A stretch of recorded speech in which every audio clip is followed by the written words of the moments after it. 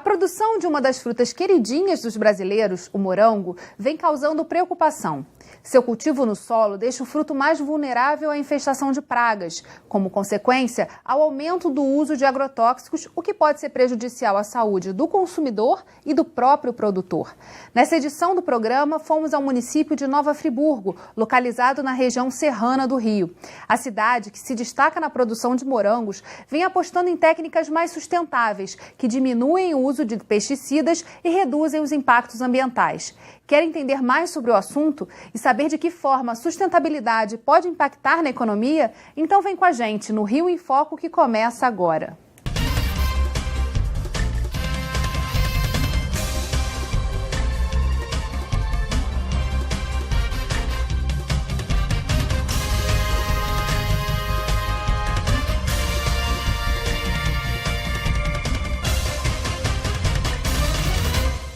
O Rio em Foco recebe o pesquisador da Agência Paulista de Tecnologia e Agronegócios, APTA, Sebastião Wilson Tivelli, e o gerente estadual de fruticultura da Emater Rio, Martinho Belo. Cerca de 64% dos alimentos no Brasil são contaminados pelo uso de agrotóxicos. E entre 2007 e 2014 foram registrados mais de 34 mil casos de intoxicação. Para reduzir esses números, Friburgo vem investindo em técnicas como a fertirrigação e o cultivo suspenso na produção de morangos. A nossa equipe foi até lá para conhecer esse trabalho. Vamos ver. Uma das principais características do cultivo suspenso é a irrigação eficiente e sustentável. Ela é feita fora do solo, o que reduz o uso de agrotóxicos e pragas. Outra vantagem é que o trabalho pode ser realizado o ano inteiro, aumentando a sua produtividade. Esse morango é um morango semi-hidropônico, que ele é plantado no slab, onde tem um substrato, que ele é inerte. A adubação dele vem por gotejamento, né? Essas mudas são mudas vindas do Chile. A gente tem um custo inicial bastante alto por conta das instalações, mas esse custo ele vai sendo diluído à medida do tempo, porque no próximo ano você não precisa ter aração de terra, você já tem o substrato, né? Já tem a estrutura, você só tira uma planta e coloca outra planta. Essa planta, ela bem conduzida, você colhe por 2 anos consecutivos, né? Ele não para de produzir, coisa que no passado nós tínhamos um período do ano que nós não tínhamos produção de morango, e aí o produtor tinha que pensar em plantar uma outra cultura. Hoje você consegue praticamente os 12 meses do ano com morango. Além disso, o serviço rende mais a partir do momento em que a colheita é feita em pé. E a dor nas costas do trabalhador era muito grande. Era o dia inteiro assim, agachado, colhendo morango. Hoje não, você tem uma pancada que é muito mais confortável para a pessoa trabalhar, né? Para adaptar esse tipo de cultivo, também foram necessários alguns avanços tecnológicos, como a construção de estufas, que diminui o uso de defensivos químicos. No caso do Luiz, ele aplicou recursos financeiros do programa Frutificar, da Secretaria Estadual de Agricultura, para financiar a compra dessa tecnologia. E aqui, por exemplo, 3 módulos de estufa desse, eu fiz um empréstimo do Frutificar, que é um projeto do governo do estado, que você, com juro barato e com prazo satisfatório para você conseguir pagar isso. Os morangos produzidos em sua propriedade são vendidos para todo o estado do Rio. Ele ainda possui uma marca própria de geleias e também pretende transformar o local em uma área de visitação, buscando o turismo rural. A gente está falando de um produtor, mas essa tecnologia ela vem se expandindo no estado do Rio de Janeiro. Hoje, quantos produtores estão usando essa tecnologia da fertirrigação e da produção suspensa? O que acontece é o seguinte, hoje nós temos no município de Friburgo cerca de 50 produtores de morango. E desses 50 produtores de morangos, hoje cerca de 5 ou 6 já fazem esse tipo de produção em suspenso, com fertirrigação estufada. Agora, também com auxílio do recurso do programa Rio Rural, vão haver 2 grupos de 20 produtores cada um, exatamente para que esse sistema seja contemplado. E aí quase que a totalidade dos produtores de Friburgo terão esse sistema de produção.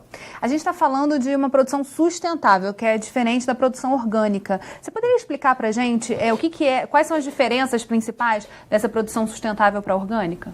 Então, quando nós falamos de uma produção sustentável, o que é uma produção sustentável? É uma produção sustentável economicamente para o agricultor, é uma produção sustentável para o meio ambiente.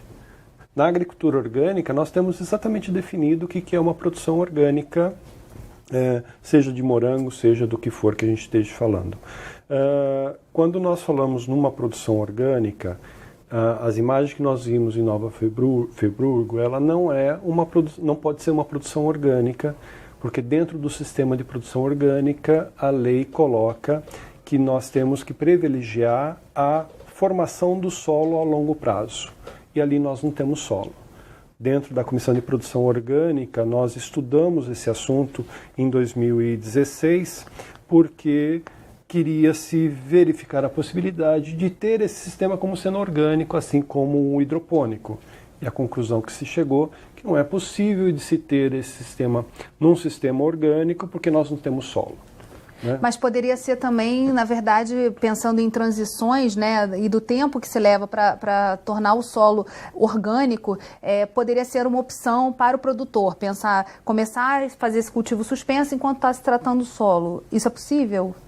Sim, quando você tem o sistema em bags, né, você tem a sustentabilidade do aspecto da água. Né? Quanto você economiza de água num sistema desse, quando que você tem no solo um manejo inadequado da água, leva a lixiviação, perda de nutriente, e nesse sistema você conserva a água. Né? Nós vimos pelas imagens a sustentabilidade da pessoa que trabalha com a cultura.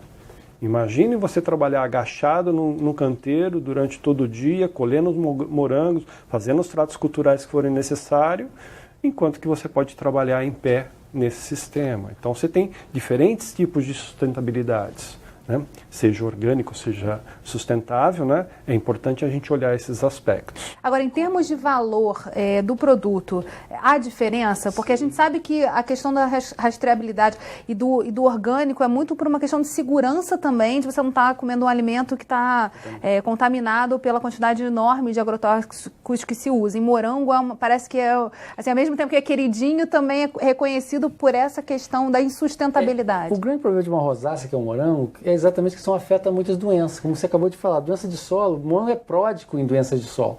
E aí quando você faz um sistema como eles estão fazendo, um sistema suspenso, esse problema da doença do solo não é tão premente. A gente tinha uma realidade em Nova Friburgo, há cerca de 10, 12 anos atrás, em que a produção de morango era direto do solo e a gente tinha variedades como Campinas, que era muito suscetível à doença. E aí o morango não chegava nem ao mercado. Você colhia o morango, ele mal conseguia chegar no mercado porque já estava apodrecendo. De um tempo para cá veio umas novas mudas chilenas, Candrés, Camarosa, que são morangos mais resistentes. E aliado ao processo de suspenso e com fertirrigação, eles conseguem um produto que é mais sustentável em termos de mercado. Ele consegue chegar no mercado, coisa que não acontecia anteriormente. E além de evitar o problema da doença de solo. Então hoje e outrora, utilizava-se muito algum agrotóxico com frequência na cultura de morango em Friburgo. Devido a esse sistema, hoje praticamente não se coloca. O que se usa, e que também não é considerado orgânico, é a fertirrigação. A fertirrigação é que é um processo que a gente está pensando, como no sul já existe, a fertirrigação com chorume, ou seja, aquele caldo que sai do estrume, do curtido. Então é uma possibilidade, é um passo a mais que a gente está pensando em fazer a fertirrigação orgânica. Hoje ela é mineral. A gente vai fazer um rápido intervalo e na volta, no segundo bloco, vamos falar sobre o programa Frutificar, que vem ajudando o cultivo dos morangos em território fluminense. Rio em Foco aqui, política e economia caminham juntas.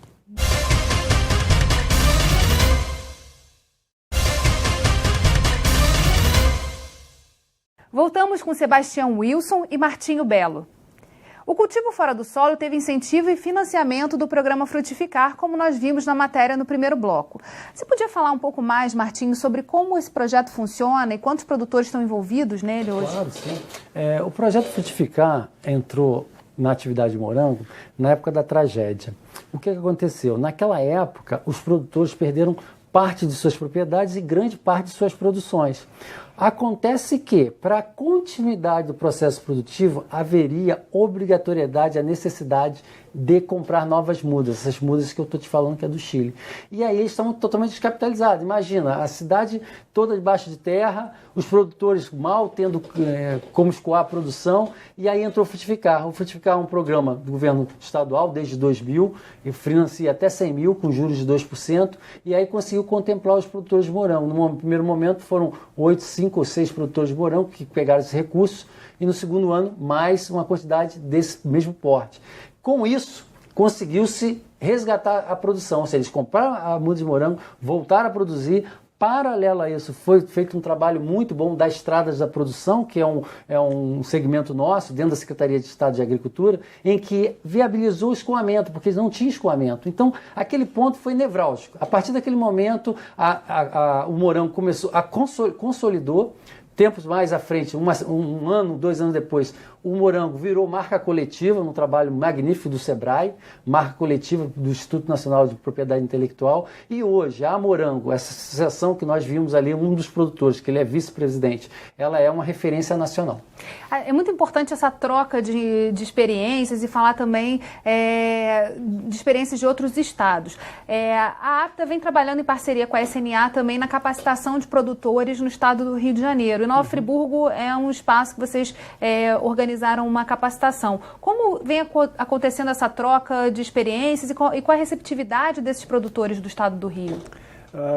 A SNA procurou a Secretaria da Agricultura e Abastecimento do Estado de São Paulo há alguns anos, pedindo a colaboração de troca de informações nessa área de cultivo orgânico, cultivo sustentável.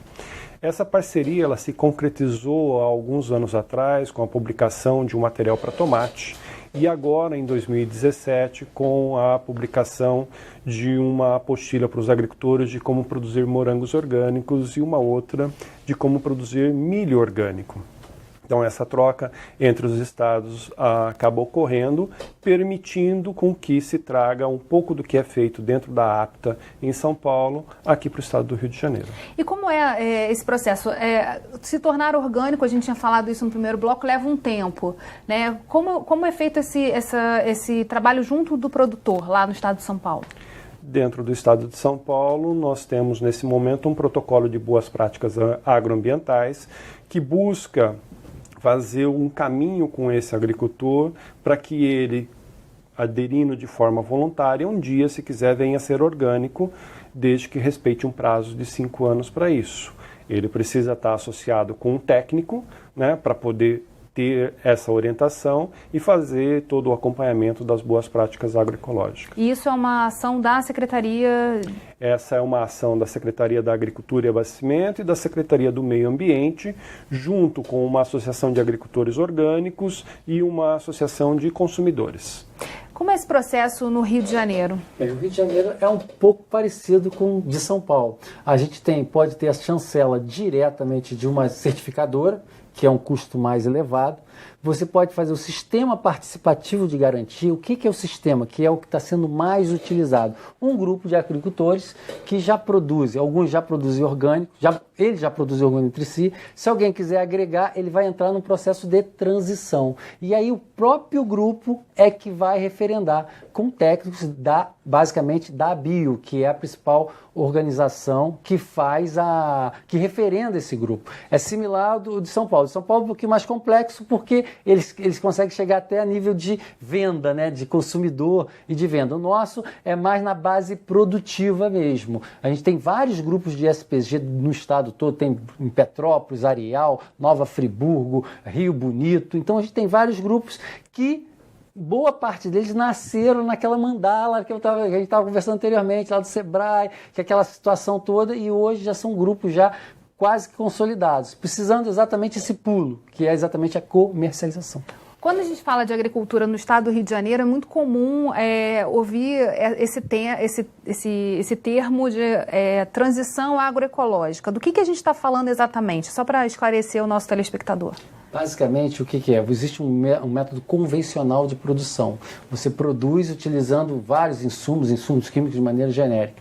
E a transição é exatamente eliminar esses processos químicos do processo. Ou seja, você não utilizar nenhum tipo de química. Você utilizar adubos de fontes naturais, você utilizar água totalmente límpida.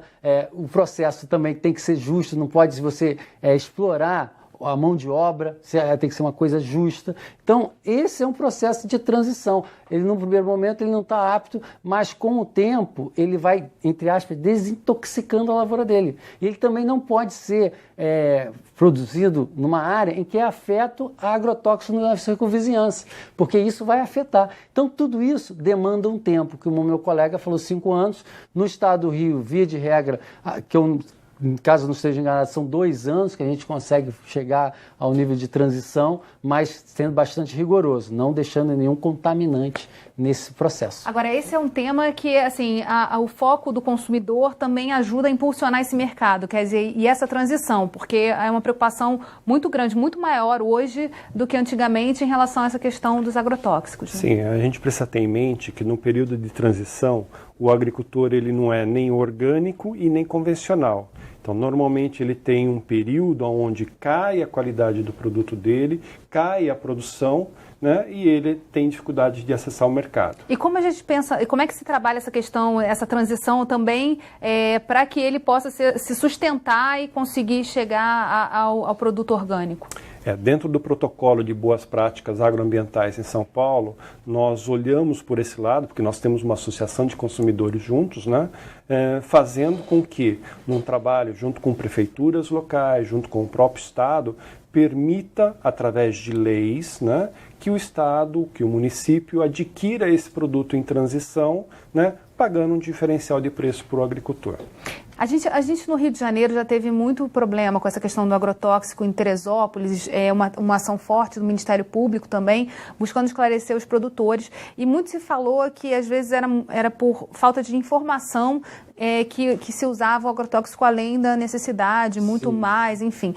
Como é que tem sido esse trabalho também de conscientização, de chegar próximo ao produtor para que ele entenda todo esse processo e também como a saúde dele também está em risco, né? Sim, na verdade, quando você usa agrotóxico, quem primeiro afeta é o próprio aplicador, é o próprio agricultor.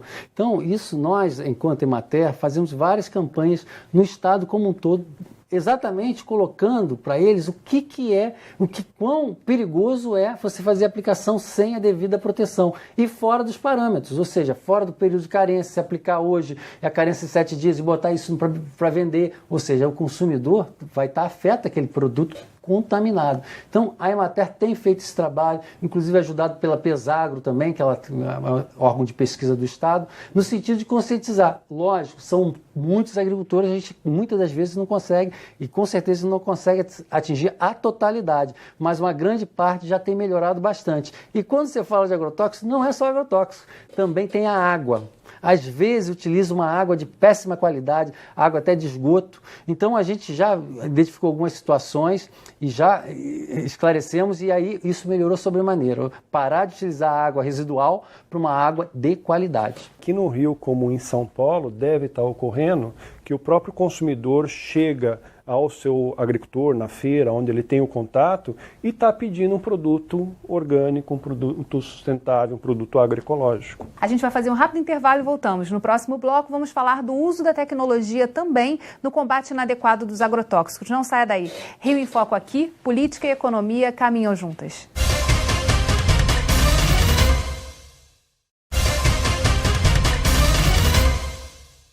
A Secretaria de Agricultura, Pecuária, Pesca e Abastecimento do Estado do Rio desenvolveu um sistema que controla o uso de agrotóxicos. O trabalho é realizado através de uma plataforma na web que rastreia todas as movimentações e o destino final do produto.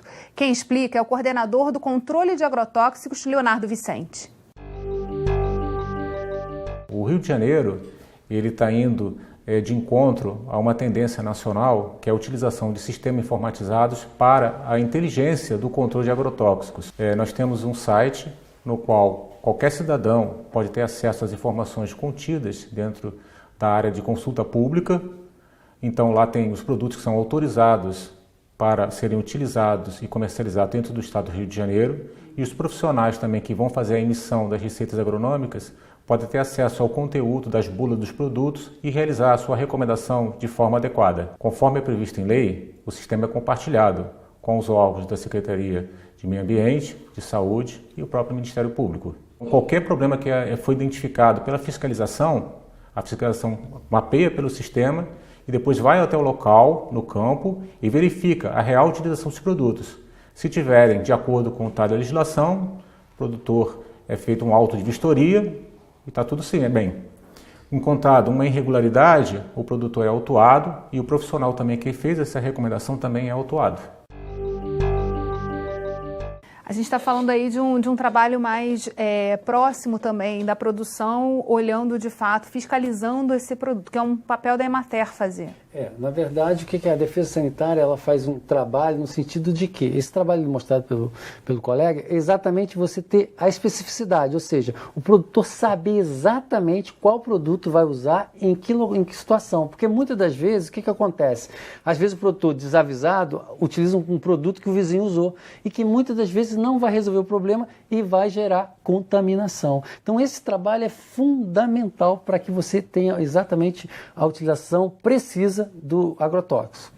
Agora, um outro ponto que a gente estava falando nos blocos anteriores é a questão do consumidor, do papel do consumidor e do trabalho próximo que tem que ser feito para que esse produto que está mais sustentável chegue ao mercado.